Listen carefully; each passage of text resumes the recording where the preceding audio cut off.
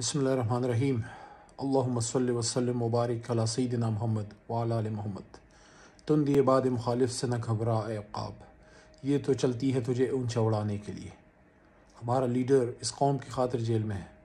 آج ہم سے ہمارا انتخابی نشان لے لیا گیا، لیکن ہم بلے کے نشان کے ساتھ نہیں، ہم عمران خان صاحب اور تحریک انصاف کے نظریے کے ساتھ ہیں۔ ہم نے اس جماعت کا انتخاب جب کیا تو یہ سوچ کے کیا کہ اس راہ میں مشکل آئیں گی، اور حضرت علی رضی اللہ تعالیٰ عنہ کا قول ہے کہ حق کے راستے میں آپ اکیلے رہ جاتے ہیں۔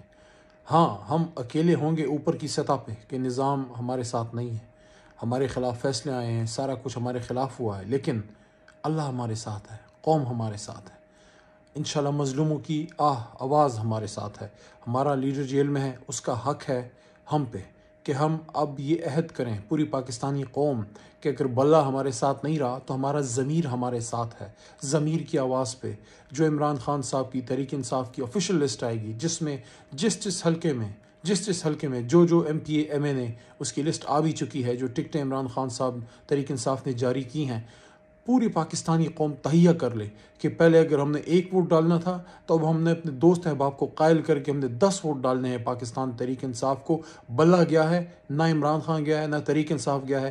اسی طرح کی ایک سخت رات تھی، اسی طرح کی ایک مشکل رات تھی 9 اپریل کی رات، اور یہ آج ایک اور مشکل رات ہے 14 جنوری 2024۔ لیکن انشاءاللہ العزیز ہم یہ ثابت کریں گے کہ ہم ایک زندہ قوم کے نمائندے ہیں، اور ہم نے عمران خان صاحب کے ساتھ مل کے ہم نے تہیہ کیا، ہم پاکستان کو وہ ملک بنائیں گے جس کا خواب قائد اعظم محمد علی جناح نے دیکھا تھا۔